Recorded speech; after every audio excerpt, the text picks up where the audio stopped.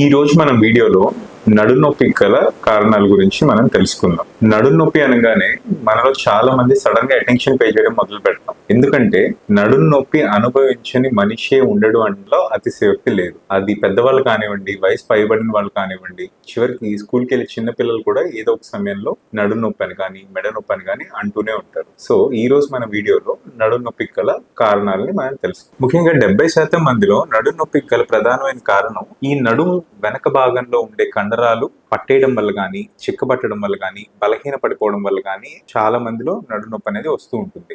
అతిగా బరువులు ఎత్తడం కానీ, లేకపోతే అలవాటు లేని పనులు చేయడం కానీ, అసాధారణమైన పోస్చర్ లో కూర్చోవడం అంటే అబ్నార్మల్ పోస్చర్ లో కూర్చోవడం కానీ, లేకపోతే బయట నుండి ఏమైనా దెబ్బ తగలడం వల్ల కానీ ఈ కండరాలు నొప్పులు అనేవి వచ్చినప్పుడు నడునొప్పి అనేది సహజంగా వస్తూ ఉంటుంది. ఇలాంటి కండరాల నొప్పులు యూజువల్ గా రెస్ట్ తీసుకోవడం వల్ల కానీ, లేకపోతే ఏమైనా small dose of pain killers నొప్పి బిళ్ళలు వాడటం వల్ల, లేకపోతే ఆయింట్మెంట్ వాడటం వల్ల 2-3 రోజుల్లో సెటిల్ అయిపోవడం మనం గమనిస్తూనే ఉంటాం. కానీ కొన్నిసార్లు ఈ నడునొప్పి అనేది కండరాల వల్ల వచ్చే నడునొప్పి తీవ్రంగా ఉండి మనిషి కదలలేని పరిస్థితిలో ఆల్మోస్ట్ బెడ్ రిడెన్ గా అయిపోయే పరిస్థితుల్లో మీ దగ్గరలో ఉన్న డాక్టర్ని సంప్రదించడం ఉత్తమం. నెక్స్ట్ మనం కామన్ గా వినే ఇంకొక కారణం ఏంటి? స్పాండైలోసిస్. ఎవరిని అడిగినా కూడా మాకు నడుము నొప్పి కానీ మెడ నొప్పి కానీ వస్తే డాక్టర్ దగ్గరికి వెళ్తే నడుము అరిగింది అని చెప్పారు, లంబార్ స్పాండైలోసిస్ అన్నారు అని చెప్తూ ఉంటారు. అసలు ఈ లంబార్ స్పాండైలోసిస్ అంటే ఏంటి? మన బాడీలో కేవలం భుజం, మోచేయి, తొంటి, మోకాలు మాత్రమే జాయింట్స్ కాదు. మన నడుములో కూడా మల్టిపుల్ జాయింట్స్ అనేవి ఉంటూ ఉంటాయి ఈ వెనక భాగంలో. సో మన నడుము ముందుకి వెనక్కి ఇలా వంగడానికి ఆ జాయింట్స్ ఎంతగానో మనకు ఉపయోగపడుతూ ఉంటాయి. సో వయసు రీత్యా అన్ని జాయింట్లో వాపు అరుగుదల వచ్చినట్టుగానే ఈ జాయింట్స్లో కూడా వాపు వస్తూ ఉంటుంది, ఈ జాయింట్లు కూడా అరుగుతూ ఉంటాయి. సో దానివల్ల నడుము నొప్పి అనేది రావచ్చు. దాంతో పాటుగా ఈ ఎముకల మధ్యలో ఉండే ఈ డిస్క్ కూడా అరిగిపోవడం వల్ల మనకి నడుము నొప్పి అనేది సహజంగా వస్తూనే ఉంటుంది.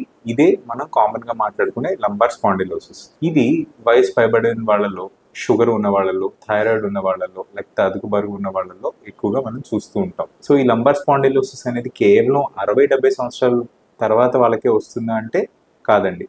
30 సంవత్సరాల దగ్గర నుంచి ఇది అరుగుదల అనేది మొదలవుతూనే ఉంటుంది. తర్వాత మనం మోస్ట్ కామన్ గా ఇంకా వినే ప్రాబ్లం ఏంటి అంటే నడునొప్పి గల కారణాల్లో డిస్క్ ప్రాబ్లం. డిస్క్ జారింది అంటారు చూడండి, అది ఇంకొక కామన్ ప్రాబ్లం అనమాట. డాక్టర్ దగ్గరికి వెళ్ళినప్పుడు మనం ఏం వింటాం? మీ డిస్క్ జారిందండి, L4, L5 దగ్గర డిస్క్ జారింది, లేకపోతే L5, S1 దగ్గర డిస్క్ జారింది. ఆ డిస్క్ జారడం వల్ల కాళ్ళకు వచ్చే నరం మీద ఒత్తిడి పెడుతోందండి, నరం మీద ఒత్తిడి గురి చేస్తుంది, దానివల్ల మీకు కాలు జాలు వస్తుంది, తొంటి జాలు వస్తుంది అని చెప్తూ ఉంటారు. ఇంకా కామన్ గా మనం బయట వాడుకలో ఉన్న భాష సయాటికా. ఇది డిస్క్ ప్రాబ్లం, సయాటికా కూడా ఒక కారణం అవుతుంది అనమాట. ఇది కేవలం వయసు పైబడిన వాళ్ళలోనే, మళ్ళీ ఇంతకుముందు మనం చెప్పుకున్నట్టుగా వాళ్ళలో మాత్రమే కాదండి, 20 సంవత్సరాలు దాటిన వాళ్ళ నుండి కూడా ఈ డిస్క్ అరుగుదల అనేది మొదలవుతూనే ఉంటుంది. దానికి కారణాలు రకరకాలు అయి ఉండొచ్చు. ఈ డిస్క్ ప్రాబ్లం రావడానికి గల కారణం రకరకాలు ఉంటుంది. సో ఆ డిస్క్ ప్రాబ్లం వల్ల కూడా మనకి నడుము నొప్పి, తొంటి జాలు, కాలు జాలు అనేది మనకి వస్తూ ఉంటుంది అనమాట. తర్వాత వరుసలో ఉండేది స్పాండిలోలిస్థెసిస్. అంటే కామన్ భాషలో మళ్ళీ మనం చెప్పుకోవాలంటే పూస జారడం, వెన్నులో ఉన్న ఎముక జారడం అని చెప్తారనమాట. అంటే ఒక ఎముక మీద ఇంకొక ఎముక ముందుకి వెనక్కి ఇట్లా జారినప్పుడు దాన్ని స్పాండిలోలిస్థెసిస్ అంటారు అనమాట. సో ఈ పేషెంట్లు ఎలా చెప్తారంటేనండి, అసలు మేము పొద్దున్నే నిద్ర లేవగానే ఒక 10 నిమిషాలు, పావు గంట అస్సలు మేము మంచం మీద నుంచి లెగవలేకపోతున్నాం, చిన్నగా సరి చేసుకొని అడ్జస్ట్ చేసుకొని ఏదో 4-5 అడుగులు గోడను పట్టుకొని వేసుకున్న తర్వాత మేము కొద్దిగా లెగవగలుగుతున్నాం అని చెప్తూ ఉంటారు. లేకపోతే ముందుకు వంగిన, లేకపోతే వెనక్కి ఇట్లా కొద్దిగా విరుచుకున్న విపరీతమైన నడునొప్పి రావడం, కాళ్ళకి జాలు రావడం, ఇలాంటి వాళ్ళలో మనం చూస్తూ ఉంటాం అనమాట.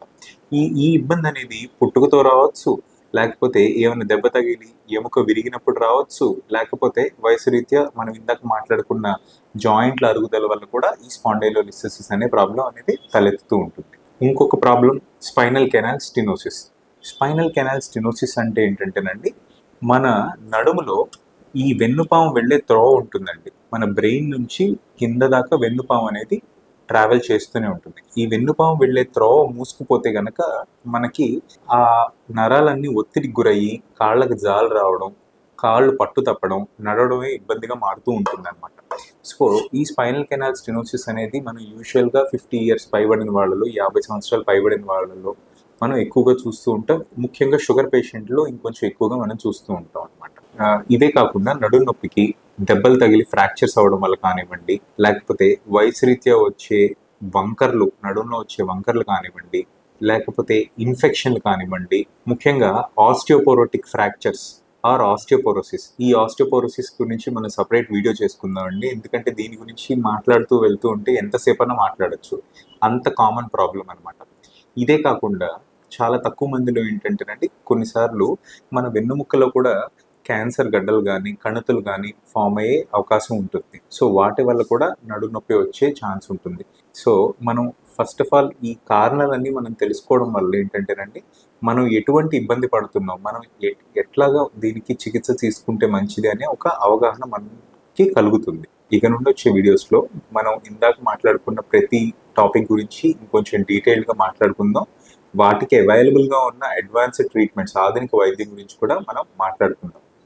ఈ వీడియోస్ చేయడానికి గల ముఖ్య ఉద్దేశం ఏంటంటేనండి, సమాజంలో వెన్నుముక్క సమస్యలపై చాలా అపోహలు ఉన్నాయి.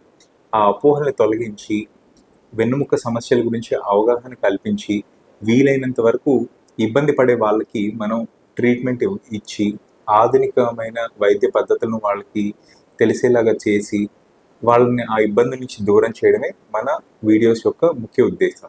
మన ఇన్ఫర్మేషన్ కనుక మీకు నచ్చినట్టయితే, మీకు హెల్ప్ అయినట్టు మీకు అనిపిస్తే, ఈ వీడియోని ఇంకొంతమందికి షేర్ చేసి వాళ్ళకు కూడా ఇన్ఫర్మేషన్ షేర్ చేయాలని కోరుకుంటున్నాం. ఇట్లు మీ Sai Krishna Gadde, consultant spine surgeon, Krishna spine, Kothapeta, Guntur.